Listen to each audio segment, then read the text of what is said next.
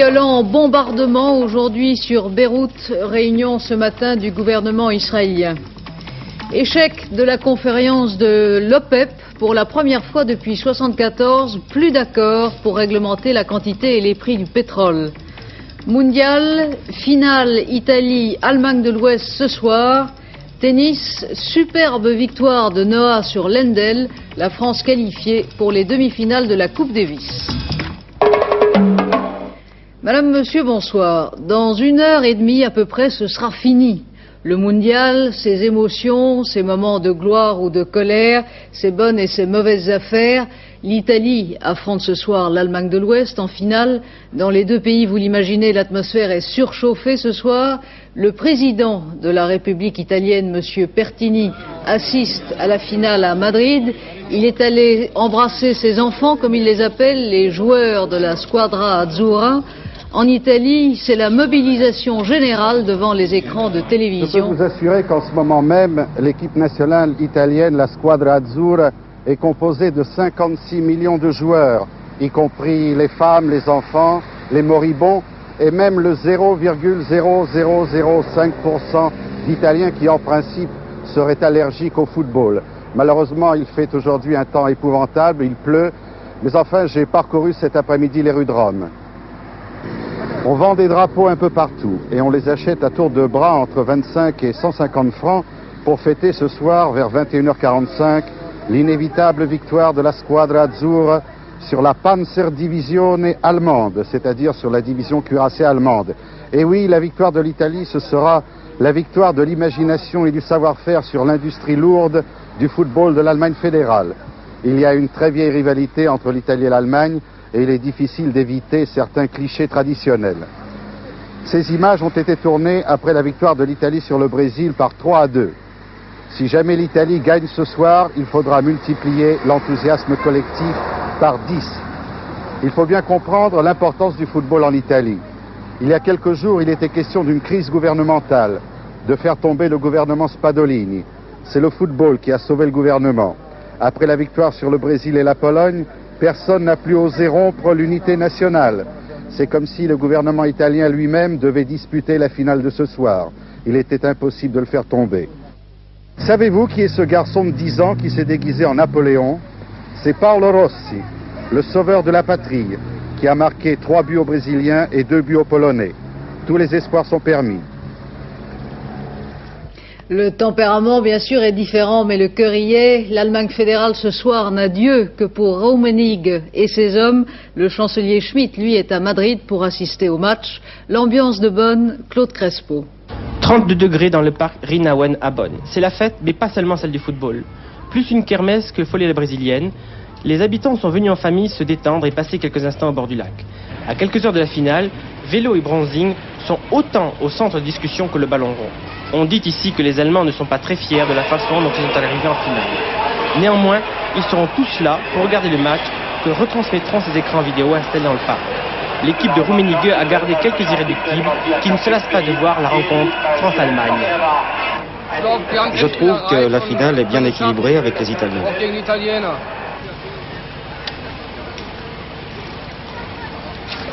Tiens, encore un Schumacher, un nom qui dit quelque chose. Non, le football ne m'intéresse pas. Quelle que soit l'issue de cette finale, les vendeurs de bière ou de pop-corn ne seront pas perdants. À Madrid, le match vient donc de commencer. On va voir comment Schumacher va traiter les Italiens. Nous ferons tout à l'heure le point de la partie avant la fin de ce journal. Au Liban, l'évolution du conflit aussi toujours entre les tractations diplomatiques dont on sait peu de choses et les bombardements. Des bombardements très violents, israéliens et palestiniens, qui la nuit dernière encore et toute la journée aujourd'hui ont plu sur Beyrouth-Ouest et se sont étendus aussi sur la partie est de la ville, et cela pour la première fois depuis le début de l'offensive israélienne. Daniel Catlin, vous êtes sur place, vous êtes à Beyrouth-Ouest. Les bombardements continuent en ce moment même. Oui, Christine, les bombardements qui ont donc eu lieu, vous l'avez dit, toute la journée continuent en ce moment. Et le fait très important qui vient de se dérouler, à mon avis, ce soir, il y a environ 15 minutes, les Israéliens ont bombardé beaucoup plus au nord qu'ils ne le faisaient jusqu'à présent. Si vous voulez, toute proportion gardée quant aux distances, Disons que les Israéliens qui se trouveraient du côté de l'aéroport d'Orly bombardaient jusqu'à présent la porte d'Orléans, mais il y a une vingtaine de minutes, des obus, beaucoup d'obus sont tombés, disons, place d'Italie, c'est-à-dire pour nous dans Beyrouth même, c'est beaucoup plus près, c'est environ à 1000 mètres d'Amra, la rue centrale de Beyrouth, et c'est vraiment pour les Beyrouthins un fait nouveau, très important et très grave. Et les dégâts sont évidents à cette heure-ci?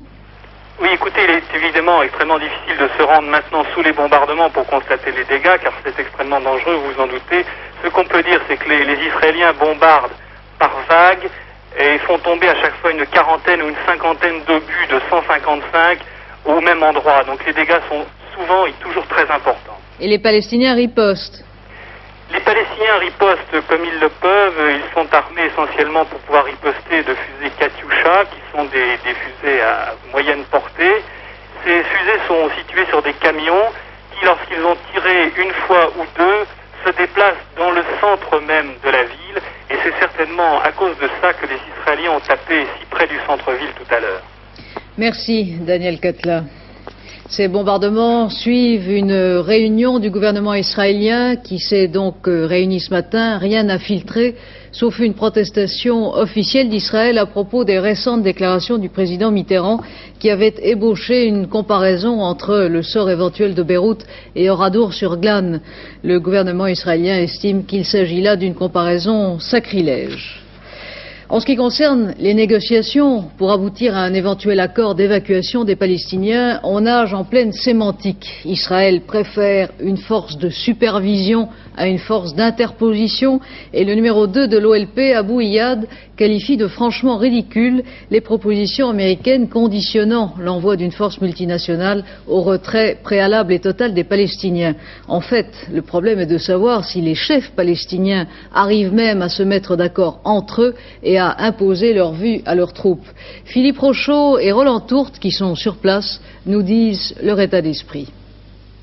À 2 kilomètres seulement des lignes israéliennes, le cimetière palestinien de Sabra est resté un havre de paix. Mais chaque jour, on y creuse de nouvelles tombes. Ici reposent ceux qu'Israël appelle les terroristes, mais qui aux yeux des Palestiniens sont les martyrs d'une cause qu'ils défendent depuis 34 ans. Des hommes comme Abou Youssef ou Kamal Nasser, assassinés au cœur de Beyrouth par un commando israélien en 1973, l'écrivain Hassan Kanafani, tué dans l'explosion de sa voiture piégée, mais aussi des militants morts dans la guerre du Liban, à Tel Zatar, dans des opérations à la frontière sud ou dans des bombardements israéliens. C'est au Liban que les Palestiniens auront payé le prix le plus élevé de leur combat contre Israël.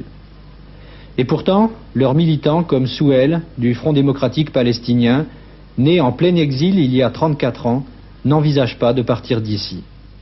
Ceux qui luttent et qui payent nous quittent.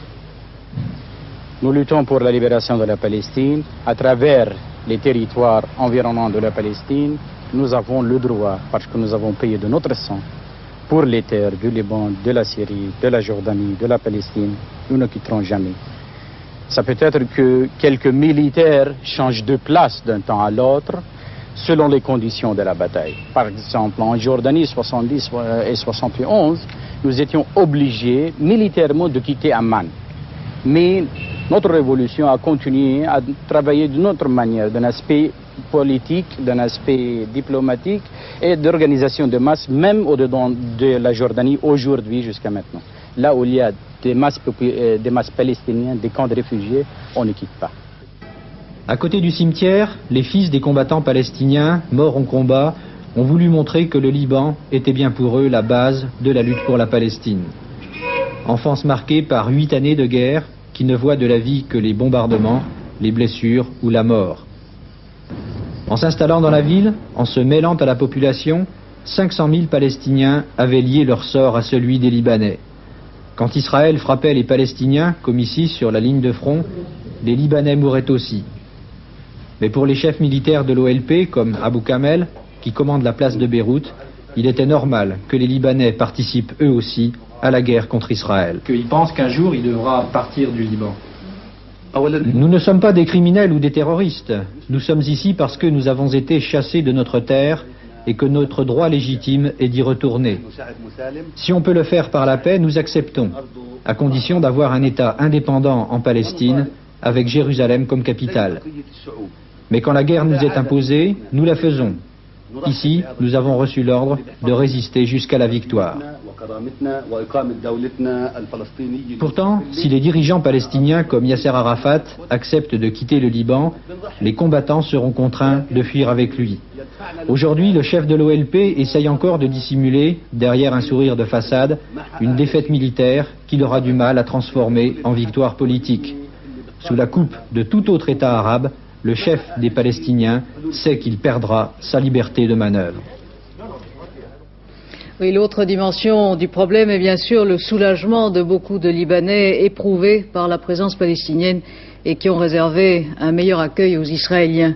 L'armée israélienne, qui occupe depuis plus d'un mois une bonne partie du Liban, a pris ses quartiers et ses habitudes.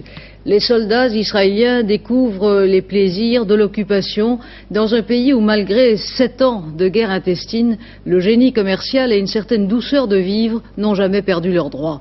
Gérard Sebag. Marchandage politique mais aussi économique. Ces soldats israéliens écrasés dans leur pays par les taxes découvrent le Liban avec ses trésors d'ingéniosité commerciale. Ni impôts ni taxes pour les commerçants, les prix sont parfois 3 à 4 fois inférieurs à ceux pratiqués en Israël. La mitraillette sur l'épaule, c'est la ruée dans les magasins à la découverte des délices de la consommation à bon marché. Depuis l'invasion du Liban, dans les zones contrôlées par Israël, alors que les combats se concentrent sur Beyrouth, le shekel, la monnaie israélienne, est acceptée par tous. Pour nous, ce sont des clients comme les clients normaux qu'on a, n'importe quel client qui entre au magasin. Ils achètent avec leur argent. Depuis la première journée, on a accepté le shekel. Au début, on a perdu un petit peu parce qu'on ne savait pas le taux commencer, mais tout après, ça s'est bien passé. Et alors, qu'est-ce que vous faites avec tous les shekels que vous avez? On a eu un problème au début, mais actuellement, il y a une banque qui vient et qui s'arrête devant le supermarché et on le change avec les livres libanaises. Et est-ce que vous avez l'impression que ça leur plaît, n'est-ce pas, ce pays, le Liban, etc. Je crois que oui. Je crois que oui. Ils sont donc un peu pris dans le vertige libanais, non? Un petit peu. Je crois qu'ils étaient préparés pour ça. Dans Beyrouth-Est, celui des forces libanaises de Béchir Gemayel, les Israéliens circulent sans armes et en civil. La photo souvenir avec en arrière-plan le palais présidentiel de M. Sarkis est indispensable avant de rentrer au pays. Au pays où l'accueil n'est pas très chaleureux pour ceux qui ont succombé à la tentation. Les services de douane ont été renforcés et chaque militaire, quel que soit son grade, est soumis à la fouille. Même les moteurs sont contrôlés. Et envolé le beau téléviseur. Le gouvernement israélien n'avait pas prévu cet aspect de la guerre, alors qu'il faut combler les trous du budget en augmentant les taxes des produits de luxe. Bon, la tentation, elle est, vous savez, logique. Du fait que le soldats se trouve là-bas, les produits sont beaucoup moins chers qu'en Israël. Vu que le Liban, d'après ce que nous savons, est un pays qui est plein de contrebande. Automatiquement, les cigarettes, tout appareil électronique comme les vidéocassettes, toute radio, tout ce qui est appareil électronique, coûte beaucoup moins cher. Le fait qu'il est là-bas, il voit la différence de prix avec Israël. Alors il essaye, et ça sa chance. Il paye un prix mineur qu'en Israël. Longue file d'attente pour ceux qui reviennent de Beyrouth, même quand on transporte comme ici un trophée de guerre, un char récupéré sur l'armée syrienne. Pour enrayer ce trafic, les peines sont très lourdes. Le soldat est jugé sur place, il est obligé de payer une lourde amende et l'objet est confisqué. Goûter aux délices du Liban n'est guère facile. Le cabinet israélien a décidé ce matin de retarder de 3 mois la libération des soldats du contingent. La guerre, en tout cas, a réussi à M. Begin. Sa cote de popularité depuis le début du conflit a augmenté de près de 20 points. D'après le dernier sondage publié aujourd'hui en Israël, 83% des Israéliens approuvent l'intervention au Liban, mais 68% sont contre un assaut final de Beyrouth. C'est un tournant dans l'histoire de l'Organisation des pays exportateurs de pétrole, cette OPEP qui, depuis 8 ans, faisait trembler les pays consommateurs au rythme de ses conférences ministérielles. La nuit dernière à Vienne, les pays membres n'ont pas réussi à se mettre d'accord. Pas d'accord sur les prix, ni sur le partage du marché, ni même sur le maintien du plafond de production qui avait permis d'éviter jusqu'ici l'effondrement des cours du brut. Au nœud de l'échec, l'affrontement ouvert entre l'Arabie saoudite et l'Iran pour la suprématie de l'organisation. Christian Marimono. Cette réunion devait être presque une formalité. Le plafonnement de la production, fixé à 17,5 millions de barils par jour en mars dernier, avait permis d'éviter l'effondrement des cours. Et le prix du baril était fixé à 34 $. Et pourtant, cette conférence extraordinaire a échoué pour 3 raisons. La première, la volonté de certains pays membres de ne pas respecter leurs quotas. C'est le cas de la Libye, du Venezuela et de l'Iran. La seconde, la baisse de la consommation mondiale alors que la production avait augmenté. Mais la troisième, de loin la plus importante, c'est la volonté de l'Iran de mettre fin à la suprématie saoudienne qui reste le pays producteur le plus important. L'Iran voulant faire payer en somme à l'Arabie saoudite son soutien à l'Irak dans le conflit opposant l'Iran à l'Irak. Le comité de médiation de l'OPEP a constaté ce matin l'absence d'accord, mais a rappelé que les résolutions antérieures restaient en vigueur. En fait, rien ne permet d'assurer aujourd'hui que le plafonnement de la production et les prix resteront les mêmes. Une prochaine réunion est prévue dans 6 semaines. Si le désaccord est confirmé, les prix du pétrole pourraient baisser, mais n'auraient aucune incidence sur la hausse des prix prévue mardi prochain, rappelons-le. L'actualité est ainsi faite que souvent une crise ou une guerre en efface une autre. Ainsi, cette guerre des Malouines, qui semaine après semaine était à la une, cette guerre des Malouines dont on ne parle plus et qui pourtant officiellement n'est pas terminée. En effet, Londres attend toujours une déclaration argentine officialisant la cessation des hostilités. En attendant, la Grande-Bretagne garde prisonniers quelques 500 soldats argentins. Aujourd'hui, les Britanniques ont à nouveau vibré à l'unisson de leurs soldats victorieux. Le paquebot Canberra, avec 2000 marins à bord, est arrivé à Southampton après son lent retour du front. C'est maintenant l'heure des comptes économiques et politiques. C'est aussi l'heure pour les stratèges de tirer les leçons du conflit. Le dossier, Philippe Châtenay. La principale leçon de la guerre des Malouines est la vulnérabilité d'une flotte qui n'a pas la maîtrise des airs. Malgré la météo souvent épouvantable, malgré leur nombre assez faible, les 6 arrières britanniques ont accompli beaucoup pour protéger la flotte, mais ce n'était pas assez. Le 4 mai, le destroyer HMS Sheffield, pourtant conçu pour la lutte anti-aérienne, est atteint par un missile Exocet, comme celui-ci, lancé d'un avion et qui fonce vers sa cible au ras des vagues. Quand les radars du Sheffield détectent l'Exocet, il est déjà trop tard. Touché de plein fouet dans le poste de contrôle, le Sheffield est ravagé par les flammes. 20 morts, des dizaines de blessés, le navire doit être abandonné. L'opinion britannique est catastrophée, les experts, eux, soulignent que le Sheffield n'avait pas les missiles antimissiles qui sont une parade contre les Exocets. Pour les Britanniques, la reconquête des Malouines commence par le blocus total des 14 000 hommes de la garnison argentine. Dès que la météo le permet, les arrières viennent bombarder l'aéroport de la capitale, Port Stanley. Aujourd'hui, dans les milieux militaires, on affirme que c'est à ce moment que l'Argentine a perdu la guerre, car coupés de tout renfort, de tout ravitaillement, les hommes du général Menendez étaient condamnés. Pour les Britanniques, ces combats démontrent la valeur des arrières dans un rôle d'attaque au sol, ainsi que la qualité et le courage des pilotes de la Royal Navy. Mais les arrières, dont la vitesse et l'autonomie sont limitées, vont aussi devoir affronter l'aviation argentine, qui se lance à l'assaut de la tête de pont britannique, ici, dans la baie de San Carlos.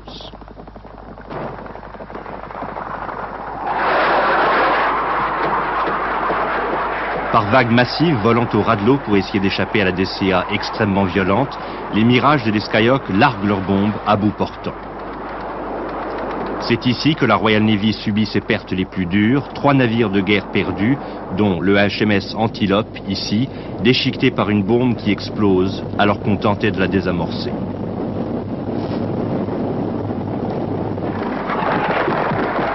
Le courage des pilotes argentins force l'admiration de leurs adversaires. Ils seront parfois trahis par leur détermination, leurs bombes sont larguées si bas qu'elles n'exploseront parfois pas du tout. Les Argentins payent leur courage. À chaque attaque, plusieurs avions sont abattus. Regardez.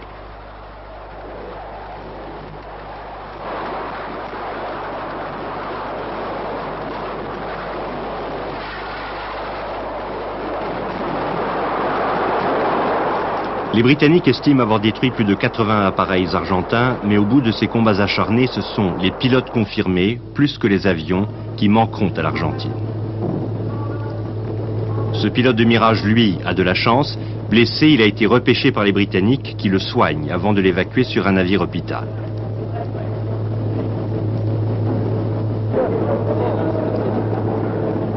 Les pilotes argentins remportent un dernier succès, une semaine plus tard, incendiant le navire de débarquement Sir Galahad.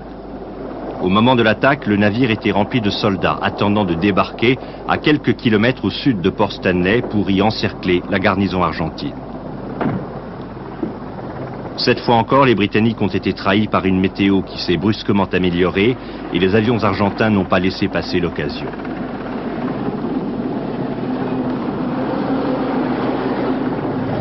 Le Sir Galahad détruit, un autre navire endommagé, plus de 50 soldats tués et puis des images qui rappellent un autre désastre aux Britanniques, Dunkerque.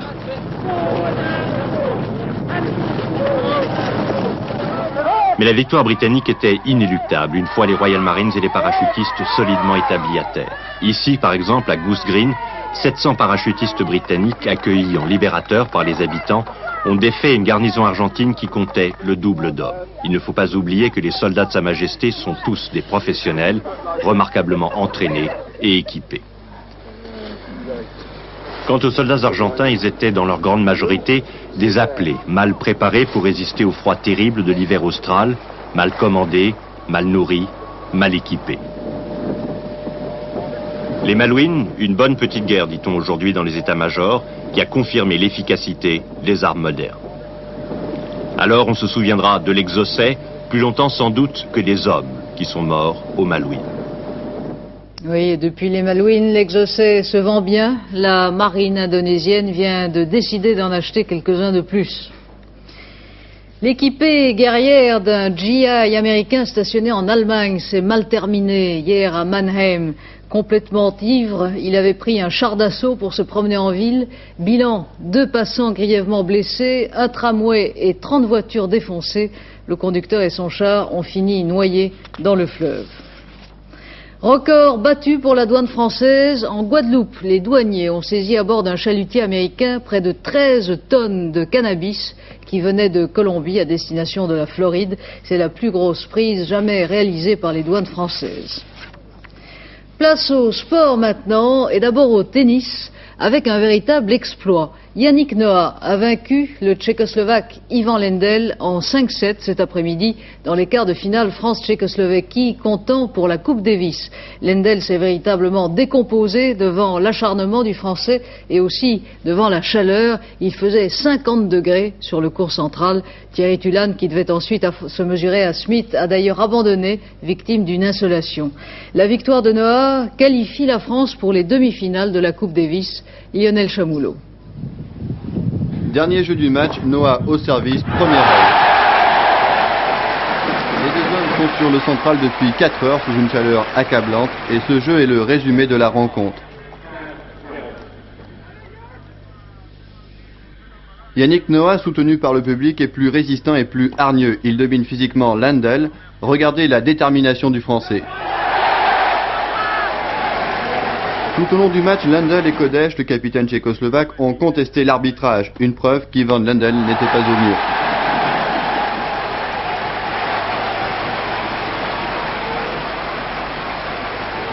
En remportant ce match en 5-7, 6-2, 3-6, 7-9, 6-3 et 6-4, Noah bat pour la 2e fois de la saison le Tchèque. Après ce match, Tulane, victime d'une insolation, abandonnera face à Schmid. La France élimine la Tchécoslovaquie par 3-2. C'est une grande performance. En demi-finale, la France rencontrera début octobre la Nouvelle-Zélande à Paris. Mais je vous laisse goûter la joie de Yannick Noah après une 2e balle de match gagnante.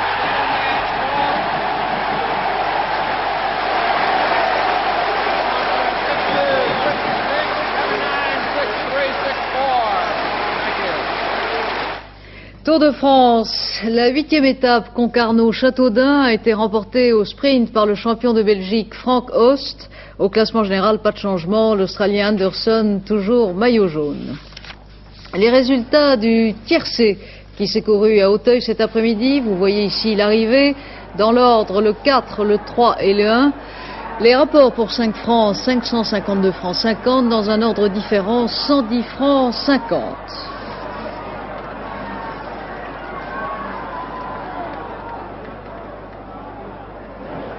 Le grand événement sportif est bien sûr ce soir la finale du mondial. Les Italiens et les Allemands de l'Ouest jouent maintenant depuis 25 minutes environ. Lionel Chamoulot, où en est-on? Eh bien, nous avons beaucoup de chance, Christine, puisque nous prenons l'antenne au moment où l'arbitre, monsieur Chiurga, siffle un penalty en faveur des Italiens après cette faute sur Conti. Il faut dire que depuis le début de la rencontre, ce sont les Allemands qui dominaient cette 12e finale de la Coupe du Monde. Mais là, sur cette contre-attaque, une faute énorme sur Bruno Conti qui reste au sol. L'arbitre n'a pas hésité, il siffle le penalty. Nous sommes à la 24e minute de cette finale de la Coupe du Monde.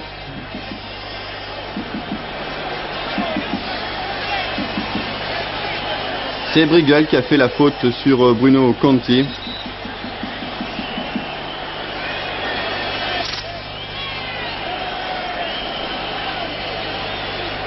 Nous sommes à la 24e minute de jeu et je vous le disais, les Allemands menaient la rencontre, mais c'est peut-être Cabrini qui va donner le premier but à son équipe. Oh là là, il rate le penalty. Eh bien, toujours 0-0. Décidément, les Allemands ont de la chance avec les penaltys en Coupe du Monde.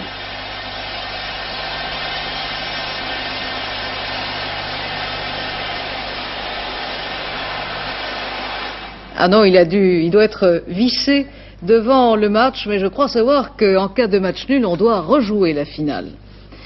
Le temps maintenant, Elisabeth Esley, est-ce qu'il va faire aussi chaud, encore chaud demain? Oui, peu de surprises, donc ça veut dire aussi peu de fraîcheur. Demain, il va continuer à faire très chaud et très beau tout de même. Donc une très très belle journée d'été pour la plupart d'entre nous, avec tout de même une surprise et même un petit désagrément sur tous les bords de l'Atlantique, de la Bretagne aux Pyrénées. Là, il va faire plus lourd, le temps va se couvrir et il y aura des orages. Et des orages, on en prévoit aussi un peu sur la Corse. Les températures, selon les services de la météorologie nationale, elles seront à peu de choses près identiques à celles d'aujourd'hui, donc 30 degrés, souvent plus, avec des pointes, vous le voyez dans le midi, à 33 et 34 degrés. Et puis sur les régions proches de l'Atlantique, là où il y aura moins de soleil, eh bien c'est logique, il fera tout de même un petit peu moins chaud qu'aujourd'hui. Donc c'est un lundi 12 juillet un peu accablant qui nous attend. Le soleil se lèvera à 6h01, il se couchera à 21h50 et ce sera la fête des oliviers. À 23h15, Jean-Claude Ananic vous présentera un dernier journal. Je vous rappelle l'information essentielle ce soir. De très violents bombardements ont eu lieu toute la journée à Beyrouth, sur la partie ouest mais aussi sur la partie est de la ville. Demain, antenne de midi avec Bernard Langlois. J'aurai le plaisir d'être à la même place demain à 20h. Bonne soirée sur Antenne 2.